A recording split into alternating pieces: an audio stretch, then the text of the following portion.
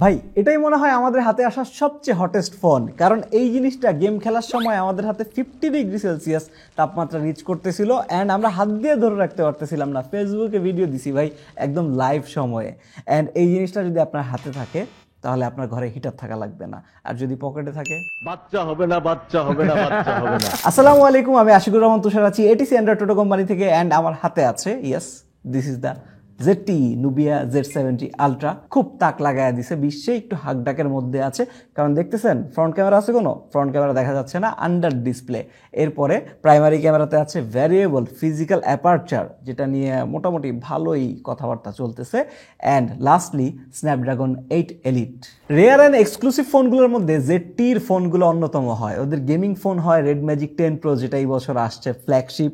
And সেটার kind of gaming but more of a camera সাইডটা হচ্ছে এই নুবিয়া Z70 Ultra। একদম ফ্ল্যাগশিপ স্পেক নিয়ে আসছে। And look at the design, ভাই জোস না? আমার এই হুডির সাথে কিন্তু অনেকখানি কালার ম্যাচ করে আনছি, যদিও এখন এসে দেখি মিলতেছে না খুব একটা। যা বলতেছিলাম, রেয়ার একটা ডিভাইস, ইউনিক একটা ডিভাইস। এই ধরনের ডিভাইসগুলোর আগে আমরা প্রচুর ভিডিও করতাম, এটিসি 2019, 20, 21, 22 প্রচুর করছি। অ্যান্ড দেখতে ভালো লাগতেছে, অন্যান্য টেক ইউটিউবাররাও এখন এই ধরনের রেয়ার প্রোডাক্ট নিয়ে কন্টেন্ট বানাচ্ছে।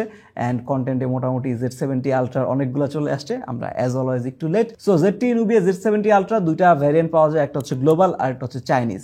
হ্যাঁ, অ্যান্ড এইখানে একটু ক্যাচ, আপনি বাংলাদেশি যত ভিডিও দেখবেন মোস্টলি গ্লোবালের কথা বলতেছে, গ্লোবালগুলো অ্যাবভ 1 লাখ টাকা। বাট চাইনিজটা হচ্ছে মজা, কারণ চাইনিজ ভ্যারিয়েন্টের যেই বেস ভ্যারিয়েন্টটা 12/256 GB যেই ভ্যারিয়েন্ট, সেটা হচ্ছে 80,000 টাকার মতো পাওয়া যাচ্ছে বাংলাদেশে। আর গ্লোবালটা কিন্তু 1 লাখ টাকার উপরে। সো অনেক বড় একটা জাম্প। সেই একই জিনিস একই মালপাতি ভিতরে উল্টা চাইনিজটায় হচ্ছে ইউআইতে ফিচার টিচার একটু বেশি দেয়া আছে। আপনি যদি কিনেন প্লে স্টোর নিয়ে চিন্তা থাকেন, প্লে স্টোর নিয়ে ভাই প্যারা নাই। আমরা শুরুতে একটু প্যারা খাইছিলাম, বাট আপনার কোনো প্যারা হবে না, কারণ আপনি কিনতে যাবেন SMS গ্যাজেটে। SMS গ্যাজেটে যখন ZTE Nubia Z70 Ultra কিনতে যাবেন, ওরা নিজেরাই সেট আপ করে দিবে আপনাকে। প্লে স্টোর প্লে সার্ভিস একদম ঠিকঠাক চলতেছে। SMS গ্যাজেটের সব বসুন্ধরা অ্যান্ড যমুনায় আছে। এই যে অল্প একটু সময়ের জন্য ফ্রন্ট ক্যামেরাটা দেখলেন, আন্ডার ডিসপ্লে ফ্রন্ট ক্যামেরা দেওয়া আছে এটার মধ্যে, যেটা এটার one of the most attractive things. And এটা নিয়ে বেশি কথাবার্তা হয়। ZTE ওদের 7th জেনারেশনের আন্ডার ডিসপ্লে ফ্রন্ট ক্যামেরা এটার মধ্যে ব্যবহার করেছে। অ্যান্ড আপনি যদি 30%, 40% উপর ব্রাইটনেসে থাকেন, ভাই ফ্রন্ট ক্যামেরাটা খুঁজে পাওয়া সুপার টাফ হয়ে যায়। ক্যামেরায় কেমন লাগতেছে জানি না, আমি দেখতেছি না ফ্রন্ট ক্যামেরাটা অ্যাকচুয়ালি কোন জায়গায় আছে। অনেক ট্যাঙ্গেলেও দেখা যাচ্ছে না, কিন্তু আগে দেখা যাইতো এই আন্ডার ডিসপ্লে ফ্রন্ট ক্যামেরাগুলো হচ্ছে ইজিলি স্পট করা যাইতো, নজরে পড়া যাইতো, বাট এটা কিন্তু পড়তেছে না। অ্যান্ড এইটার ফ্রন্ট ক্যামেরা দিয়ে আমি বেশ কয়েকটা ছবি তুলছি। ফ্রন্ট ক্যামেরা সেলফিগুলো খুব একটা ভালো লাগে না, একটু মুশি টাইপের ছবি তুলে অ্যানিমেটেড ক্যারেক্টারের মতো লাগে নিজেকে। যেহেতু ও ডিসপ্লের নিচে আছে, উপরে অনেকটা লেয়ার আছে, সেই কারণে হচ্ছে ওই ডিটেলসটা পাওয়া যায় না, ক্রিস্পিনেসটা পাওয়া যায় না। ফ্ল্যাগশিপ থেকে তো বিয়ন্ড বলবো, বা মানে অনেক দূরে। বাট এমনি রেগুলার ফ্রন্ট ক্যামেরা হিসেবেও this is not worth it. But ভালো লাগে যে ভাই পুরোটা ডিসপ্লে, এটা হচ্ছে মূল ব্যাপারটা। And this is for those people, আমার মতো পিপল, যারা ফ্রন্ট ক্যামেরা মনে হয় না ভাই 3 মাসে একবার ইউজ করেন, তার থেকে এই যে ফ্রন্টে ফুলি ইমার্সিভ একটা এক্সপিরিয়েন্স, সেটা বেশি প্রাধান্য দিতেন। তাদের জন্যই হচ্ছে ZTE Nubia Z70 Ultra। বিশাল ডিসপ্লেটা 6.85 ইঞ্চের একটা ডিসপ্লে। অ্যান্ড বেজেলগুলা খুবই ন্যারো, 95%-এর উপর স্ক্রিন টু বডি রেশিও। ভাই ইমার্সিভ লাগে, একদম পরানটা জুড়ে যায় যখন হচ্ছে এই ধরনের একটা ডিসপ্লেতে আপনি কন্টেন্ট দেখবেন। And I personally really like it. And ভিজুয়ালের পাশাপাশি ও জাস্ট শো অফ না, ওর কিন্তু হচ্ছে ডিসপ্লে স্পেকটাও যথেষ্ট ভালো। ফ্ল্যাট ডিসপ্লে, এটা হচ্ছে BOE অ্যামোলেড প্যানেল, 144 হার্জের রিফ্রেশ রেট আছে, যেহেতু যে গেমিং পার্টটা আছে যেহেতু। হ্যাঁ, রিফ্রেশ রেটটা খুবই স্মুথ, খুবই বাটারি, খুব জোস লাগে। অ্যান্ড মানে গোটা ডিসপ্লেটাকে বারবার প্রশংসা করতে মন চাইতেছে ভাই, মানে too much good. Even the wallpapers, ভাই এইটার যে ওয়ালপেপার ইনবিল্ট কালেকশনগুলা মানে এত ফ্যান্টাস্টিক, কোনটা রেখে কোনটা দিবেন আপনি হচ্ছে সেই চিন্তায় পড়ে যাবেন। অন দি আদার হ্যান্ড, এটার যদি ব্রাইটনেসের কথা বলি, 2000 নিটস পর্যন্ত ওরা পিক ব্রাইটনেস বলতেছে। অ্যান্ড HBM মোডে 1200 নিটস তো ইজিলি পাওয়া যায়। সো আউটডোর ভিজিবিলিটি নিয়ে কোনো প্যারা নাই, ফ্ল্যাগশিপ ফোনে হওয়ার কথা না। অ্যান্ড স্টেডিও স্পিকার সেট আপও কিন্তু অ্যাভেলেবেল আছে। এইটা হচ্ছে প্রাইমারিটা, অ্যান্ড হচ্ছে সেকেন্ডারি বলতে যেটা দিয়ে আপনি ফোনে কথা বলেন সেটা হচ্ছে সেকেন্ডারি হিসেবে অ্যাক্ট করে। Stdio speaker experience was good, আমি আর একটু লাউডার এক্সপেক্ট করেছিলাম, বাট যা দিছে গুড এনাফ। ওই যে একদম ট্রু ফ্ল্যাগশিপ লেভেলের না, বাট চলে। বাট সমস্যাটা হয়ে গেছে হচ্ছে যে এইটার ফিঙ্গারপ্রিন্ট সেন্সরটা, এটা কিন্তু আলট্রাসনিক ফিঙ্গারপ্রিন্ট সেন্সর আমি এক্সপেক্ট করেছিলাম, দেয় নাই তারা অপটিক্যাল ফিঙ্গারপ্রিন্ট সেন্সর দিছে এইখানে। দেন আমরা চলে যাই এটার আউটার শেলের দিকে। ভাই বিশাল বড় সাইজের একটা ফোন, আমার হাতে ধরে একদম S23 আলট্রা, S24 আলট্রা একটু মোটা হয়ে গেছে আমার মতন বিয়ার পর, সেরকম একটা ভাইব আসতেছে। বক্সি ফ্ল্যাট লুক, এটা হচ্ছে চারপাশে হচ্ছে অ্যালুমিনিয়ামের ফ্রেম, পিছনে হচ্ছে গ্লাস বডি, অ্যান্ড গ্লাসটা কিন্তু ম্যাট, এই জন্য হচ্ছে ফিঙ্গারপ্রিন্টের প্যারা নিতে হয় না, ফিঙ্গারপ্রিন্ট পরেই না, দেখাই যায় না। And look at the design, ভাই ডিজাইনটা কিন্তু অনেক ইউনিক অ্যান্ড দেখতে কিন্তু ভালো লাগতেছে। This is an I catcher. And এই বাকি সব কমন ডিজাইনের ফ্ল্যাগশিপ ফোনগুলোর মধ্যে এটা কিন্তু রিয়েলি স্ট্যান্ড আউট করে। স্পেশালি কালারটা, ভাই এটা ব্ল্যাক কালার আছে, এটা ইয়েলো কালার, বাট পুরোপুরি ইয়েলো না, একটু ডিমের কুসুমের থেকে হালকা, আমার এটার থেকে আর একটু অন্যরকম এই টাইপের একটা colour. And starry night edition কিন্তু আছে। লাস্ট টাইম আমরা Z60 আলট্রাতে কিন্তু হচ্ছে স্টারি নাইট এডিশন যেটা আছে, ও একটা বিউটিফুল পেইন্ট ওয়ার্কের উপর বেস করে যেটা করা, সেটার হচ্ছে আমরা একটা আনবক্সিং ভিডিও করেছিলাম ফেসবুকে। এবার স্টারি নাইটটা আনি নাই, এবার হচ্ছে ইয়েলোটা আনছি। অ্যান্ড এটা কিন্তু আমি ফেব্রুয়ারি লাইফ থেকে যেই হুডিটা পরছি সেটার সাথে মিলে যায়। হুডিটা কিন্তু সুন্দর ভাই, অনেক জোস। অর্ডার করতে পারেন, ATC 10 কোড অবশ্যই অ্যাপ্লাই করবেন, নাহলে আপনার লস। আচ্ছা, কিছু টেকনিক্যাল কথাবার্তা বলি। 228 গ্রাম হচ্ছে এটা ভর। হ্যাঁ, হাতে নিয়ে ভারী লাগে, বাট ওয়েট ডিস্ট্রিবিউশনটা যথেষ্ট পরিমাণ ভালো। অ্যান্ড পাওয়ার বাটনটা হচ্ছে টেক্সচার্ড অ্যান্ড রেড কালারে মার্ক করা, সো আপনি যখন হাত দিবেন এটা ফিল করতে পারবেন যে this is the power button.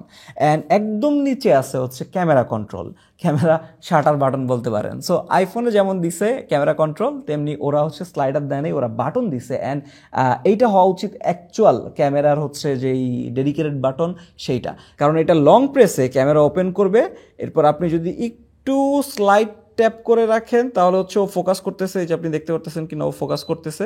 And আমি যদি একটা জোরে চাপ দিই তাহলে ছবিটা তুলতেছে। সো 2 স্টেপ অপারেশন করে, ফার্স্ট স্টেপে হচ্ছে ফোকাস, সেকেন্ড স্টেপে হচ্ছে ছবিটা তুলে ফেলে। জোস, এটা ভাই ভালো কাজে লাগছে, আমার কাছে মনে হয়েছে যে বেশ কাজের। অ্যান্ড স্ট্রিট মুডে খুবই কাজে লাগবে। এখানে কিন্তু একটা স্ট্রিট মুড আছে, স্ট্রিট মুডে আপনি যদি সেট করে রাখেন এইটা, তাহলে কিন্তু আপনি যখনই রাস্তায় আসেন হুট করে কিছু একটা দেখলে আপনার ছবি তুলতে মন চাবে, আপনি এক ক্লিকে মোটামুটি ক্যামেরা ওপেন করে আরেক ক্লিকে ছবি তুলে ফেলতে পারলেন। অ্যান্ড এই জিনিসটা অ্যাকচুয়ালি কাজের লাগছে। অ্যান্ড লাস্ট একটা স্লাইডার আছে কিন্তু এই পাশে, এটাকে আপনি মাল্টিপল কাজে অ্যাসাইন করতে পারবেন, লাইক টর্চ অন করা, তারপরে ভয়েস রেকর্ডার অটোমেটিক অন করে ফেলা, তারপরে হচ্ছে গেম মুড অন করা, এই ধরনের মাল্টিপল কাজে অ্যাসাইন করা যায়। সো বাটনসগুলো সবগুলাই জোস, সবগুলাই কাজের। অ্যান্ড এটার হচ্ছে Longjing glass second generation, most probably এটার প্রোটেকশনে ব্যবহার করা হয়েছে, আমি সেদিকে খুব একটা মনোযোগ দেই নাই। অ্যান্ড নিচে তো USB-C পোর্ট আছে, আর হচ্ছে ওই যে সিম কার্ড ট্রে যেটাতে 2টা সিম আটে। হ্যান্ডফিল নিয়ে এটার অনেক একটু নেগেটিভ কথাবার্তা বলছে, বাট আমার কাছে কিন্তু অ্যাকচুয়ালি বেশ ভালো লাগছে ভাই, বেশ ভালো লাগছে। হাতে ধরে মানে একটা ফিল আছে, একটা প্রিমিয়াম ভাইব আছে। অ্যান্ড এটা কিন্তু IP68 অ্যান্ড IP69 রেটেড, মানে আইপি রেটিংয়ের ক্ষেত্রে ওয়াটার রেজিস্ট্যান্সি অ্যান্ড ডাস্ট রেজিস্ট্যান্সির ক্ষেত্রে আপনি সর্বোচ্চটা পাচ্ছেন। সো আপনার ওইগুলা নিয়ে প্যারা নাই। সো ক্যামেরা বাটন তো দেখলেন, এই হচ্ছে ক্যামেরা অ্যারে, 3টা ক্যামেরা লেন্স পিছনে আছে। প্রাইমারিটা হচ্ছে এইটা, অ্যান্ড প্রাইমারিটা আলাদা করে দিছে কারণ প্রাইমারিটা ভাই জোস, কারণ এইটার মধ্যে হচ্ছে মেকানিক্যাল অথবা ফিজিক্যাল যেটাই বলেন না কেন, অ্যাপারচার কন্ট্রোল আছে, সেটা 1.59 থেকে 4.0 পর্যন্ত যায়, এফ দিয়ে যেটাকে আপনি বুঝেন আর কি। যাই হোক, 50 মেগাপিক্সেল প্রাইমারির কথা বলতেছিলাম, এটা IMX9 সিরিজের, মোস্ট প্রবাবলি IMX906 সেন্সর, যদিও এখনও ভেরিফাইড না, OIS আছে এটার মধ্যে। অ্যান্ড এরপরে আছে একটা 50 মেগাপিক্সেলের আলট্রাওয়াইড লেন্স। হ্যাঁ, এটা তো OIS নাই, আলট্রাওয়াইড ইউজুয়ালি থাকে না। সো এইটা হচ্ছে OV50D সেন্সরটা, 50 মেগাপিক্সেল আলট্রাওয়াইড। দেন লাস্টে থাকে হচ্ছে 64 মেগাপিক্সেলের একটা হচ্ছে পেরিস্কোপ লেন্স, এইটাতে OIS আছে। এখন প্রাইমারি ক্যামেরার যদি কথা বলি, অ্যাপারচার থেকে যদি সামনে আগাই, মেইন ক্যামেরাটা যে সেন্সর খুব আহামরি ফ্ল্যাগশিপ লেভেলের না, আবার মিড রেঞ্জেরও না। ছবির কোয়ালিটি আপনি 8-10টা গেমিং ফোন থেকে ডেফিনেটলি বেটার পাবেন, বাট ট্রু ফ্ল্যাগশিপ ক্যাটাগরিতে এটা যেতে পারবে না এখনও। ছবিগুলোর ক্ষেত্রে একটু ভাল লাগে, কারণ ইউজুয়াল ফোন ক্যামেরাগুলো হচ্ছে 24 মিলিমিটারে তুলে 1x-এ, বাট এটা বাই ডিফল্টই 35 মিলিমিটারে তুলতেছে, একটা ডিফারেন্ট পার্সপেক্টিভ। অ্যান্ড আমার কাছে পার্সপেক্টিভটা ভালো লাগতেছে, এই জিনিসটা ফ্রেম কম্পোজিশন অনেকখানি সুন্দর করতেছে, ভাইবটাই আলাদা ভাই, সত্যি কথা বলতে গেলে। অ্যান্ড এরপরে আসে হচ্ছে যেই 64 মেগাপিক্সেলের 3.3x টেলিফটোটা, এটা পোর্ট্রেটের কাজেই আসবে বেশিরভাগ সময়, পোর্ট্রেটটা খুবই ভালো উঠে, বাট ওই ফ্ল্যাগশিপ লেভেলের অরাগুলা নাই। আমি কয়টা পোর্ট্রেট স্যাম্পল আপনাদের দেখাচ্ছি, আপনারা দেখেন কেমন লাগতেছে। অ্যান্ড লাস্টলি 50 মেগাপিক্সেল আলট্রাওয়াইডটাও কিন্তু হ্যাঁ গুড টু গ্রেটের মাঝামাঝি হবে, একদম বেস্ট লেভেলের কিছু হয় নাই। কালারটা মেইন সেন্সরের কাছাকাছি রাখার চেষ্টা করে, হ্যাঁ ভালো আলোতে ভালো ছবি তুলতেছিল। বাট ওদের একটা ইস্যু আছে, সেটা হচ্ছে ক্যামেরা ইউআইটা কিন্তু অনেক কমপ্লেক্স অ্যান্ড অনেকগুলো ফিচার দিয়ে ঠাসা। অ্যান্ড এইখানে হচ্ছে ফটো আছে, ভিডিও, মিল্কি ওয়ে নাইট আলাদা মোডই আছে এইখানে, হ্যাঁ। এরপর হচ্ছে স্ট্রিট আছে, স্টার বার্স্ট আছে, ক্যামেরা ফ্যামিলি আছে, এইটার মধ্যে আবার কয়েকশো ফিচার দিয়ে ভরা ভাই। এখন আপনি যখন স্ট্রিট মোডে যাবেন তখন দেখেন এই অংশটাই কিন্তু একটা লেদার টেক্সচার দিয়ে দিয়েছে, মানে আপনি যে এইভাবে যখন হোল্ড করবেন একটা রিয়েল ক্যামেরার মতন যাতে ফিলটা আসে, সেটার জন্য ওরা একটা ভিজুয়াল লুক দিয়ে দিছে ভাই। অ্যান্ড ওদের ক্যামেরা ইউআইতে কিন্তু প্রচুর পরিমাণ ল্যাগ আছে ভাই, একটা থেকে একটা যাইতে অনেক টাইম লেগে যায়। এই যে একটা থেকে একটা যেতেছি টাইম লাগতেছে, এই যে শিফট হইতে টাইম লাগতেছে। অ্যান্ড আমি ফ্রন্ট ক্যামেরা দিয়ে যখন ছবি তুলতেছি একটা, এই যে আমি যদি ইমিডিয়েটলি ছবিতে যাই, দেখেন লোডিং প্রসেসিং করতেছে, প্রসেসিং করে এই হচ্ছে আমার ফাইনাল ছবিটা দিছে, মানে একটু টাইম লাগতেছে, অপটিমাইজেশনটা এখনো সুন্দর না। এই জায়গাতেই মূলত হচ্ছে Samsung pixel, Google, Apple, Vivo এর আগে যায় মোস্টলি। দেন আমি ভিডিওর যদি কথা বলি, এইটার প্রাইমারিটা 8K 30fps সাপোর্ট করে, ওকে হ্যাঁ 8K 30fps আপনি গিম্বেলে লাগায়, মোবাইল গিম্বেলে লাগায় আপনি ইউজ করতে পারবেন, দিস ইজ গুড। এছাড়া আর ইউসেজ কোনো অপশন নাই। বাকি লেন্সগুলো সবগুলাই 4K 60 অপশনে শ্যুট করতে পারে, that is good. But the bad part is, মানে আপনি 4K 60-তে যখন শ্যুট করতেছেন তখন লেন্স হচ্ছে একটা থেকে আরেকটা সুইচ করতে পারবেন না ভাই, এটা খুবই জট সিস্টেম লাগলো আমার কাছে। এই ধরনের বেশি ফিচার অপশন ওদের আরও বেশি দেওয়ার কথা, যেহেতু ওরা ক্যামেরা সেন্ট্রিক কাজ করতেছে, বাট ওরাই দেয় নাই। আর ভিডিওতে কিন্তু 4K 120fps অপশন চলে আসছে, আইফোন 16 প্রোতে যেমন আছে আমারটায় সেম। এটা হচ্ছে টেলিফটো অ্যান্ড প্রাইমারি দুইটা সেন্সর দিয়ে আপনি 4K 120fps শ্যুট করতে পারবেন। এরপরে ভাই এই ফোনের লেন্স সুইচিংয়ের অবস্থাও খুব বাজে, এর থেকে অর্ধেক দামের ফোনেও এর থেকে বেটার স্মুথনেস দেয় লেন্স সুইচিংয়ে।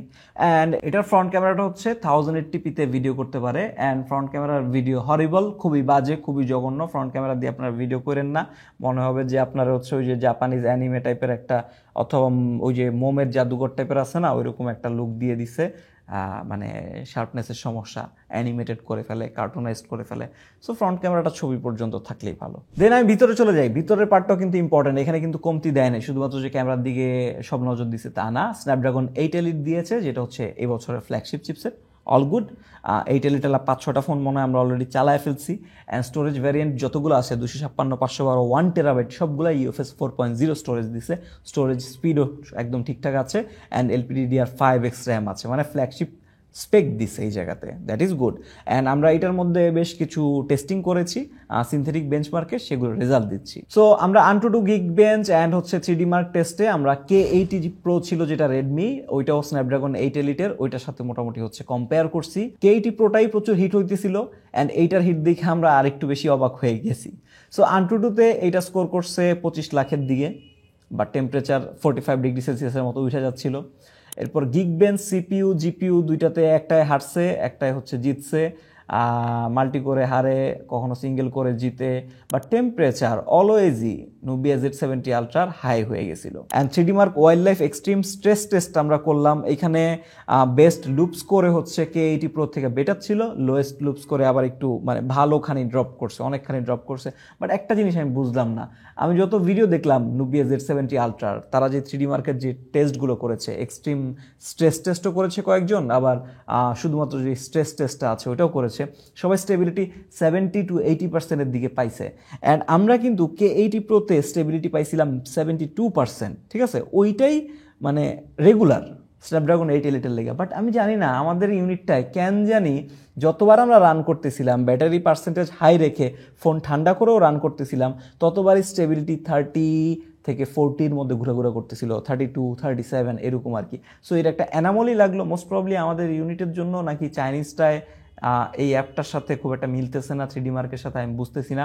এতদিন আমি গ্লোবালগুলোর ভিডিও দেখছি, আই ডোন্ট নো, বাট মানে এর একটা প্রবলেম। 70-80%-এর দিকে স্টেবিলিটি হওয়া উচিত, যেটা অন্য স্ন্যাপড্রাগন 8 এলিট ফোন দিচ্ছিল, বাট ওরটায় মানে আমাদের ইউনিটে সমস্যা মোস্ট প্রবলি এটা। সো বেঞ্চমার্কগুলো বললাম, বেঞ্চমার্কগুলো খুব একটা দরকারি ছিল না, কারণ বেঞ্চমার্ক দেখে এই ফোন কেউ খুব একটা কিনবে না। এখন আমি গেমিংয়ের কথায় যাচ্ছি, গেমিংও আই নো খুব একটা ইম্পর্টেন্ট না যারা এটার পটেনশিয়াল বা তাদের জন্য, বাট স্টিল যাই আর কি, কারণ ওরা গেমিংয়ে কিন্তু মোটামুটি ফোকাস দিছে। সো ফার্স্টলি রাইজ মোড আছে ওদের একটা, মানে গেম স্পেসের যে ফাস্ট মোডের এক নচ আগেরটা সিলেক্ট করে পিক গ্রাফিক্স অ্যান্ড আনকেপ্ট ফ্রেম রেটে আমরা ওয়ারজোন খেলছিলাম, রাইজ মোড ওইটা। So graphics quality top notch থাকলেও আমাদের রাফিদ বলতেছিল আমাদের স্টুডিওতে আসা 4টা স্ন্যাপড্রাগন 8 এলিট আলা ফোনের মধ্যে এইটাই সবচেয়ে বেস্ট গ্রাফিক্স দিচ্ছে, মানে ভিজুয়ালটা সবচেয়ে বেশি অ্যাপিলিং লাগতেছে, মোস্ট প্রবাবলি ডিসপ্লেটা এত সুন্দর সেই জন্য আর কি। আর ঝামেলাটা হচ্ছে ফ্রেম রেটে। শুরুতে ফ্রেম রেট 50 অ্যারাউন্ডে ছিল, টেম্পারেচার ছিল 38-এর দিকে, এরপর রাফিদ হুট করে হাইয়েস্ট যে পারফরমেন্স মোডটা মানে ডিয়াবলো মোডে সুইচ করলো অ্যান্ড ফ্রেম রেট ড্রাস্টিক্যালি লাভ দিয়া ভাই মানে 80-র উপরে চলে গেছিলো, 90-95-এর দিকে মনে হয় চলে গেছিলো, অ্যান্ড যেটা মোটামুটি আমাদের টেস্টিংয়ে হাইয়েস্ট। অ্যান্ড সেই সময় হচ্ছে এটা মনে হয় 10 মিনিট অথবা 12 মিনিটের মতো স্থায়ী হয়েছে। অ্যান্ড সেই সময় ডিয়াবলো মোডে থাকা অবস্থায় টেম্পারেচার 50 ডিগ্রি সেলসিয়াসের উপর চলে গেছে। অ্যান্ড আপনারা ফেসবুক ভিডিওতে বাকিটা দেখতে পাবেন আমাদের লাইভ রিয়াকশনটা কি। দেন রাইজ মোডেই স্মুথ গ্রাফিক্সে 120 FPS আমরা পাবজি খেলেছিলাম। টানা 1 ঘন্টার গেম প্লেতে ফ্রেম রেট 118-120-এর মতো ছিল, মানে ধরে রাখতে পারতেছিল খুবই ভালো।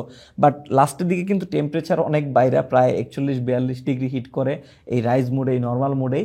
সো ওইটা আমরা হচ্ছে গেমিং মোডে দিয়ে আর খেলি নাই, মানে খুব একটা সাহস হয় নাই, কারণ আগের বার গেমিং মোডে দিয়ে খেলা উপরের পার্ট এত পরিমাণ গরম হয়ে যায় হাতে ফসকা পড়ে গেছিল রাফিদের।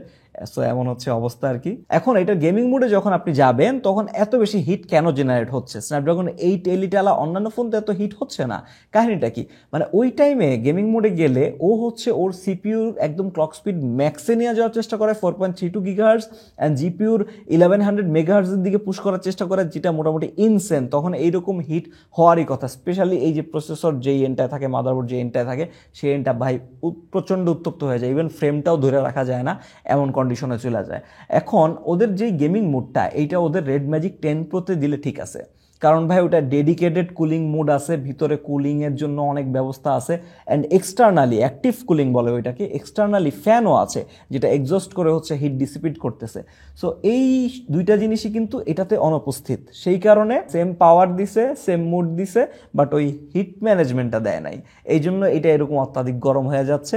এই গেমিং মোডটা থাকা উচিত রেড ম্যাজিক 10 প্রোতেই শুধুমাত্র, কারণ ও ওই পরিমাণ হচ্ছে পাওয়ার নিলে, পাওয়ার টানলে ও হচ্ছে ওই হিটটা ম্যানেজমেন্টও করতে পারে, ওর কাছে ওই ব্যবস্থা আছে।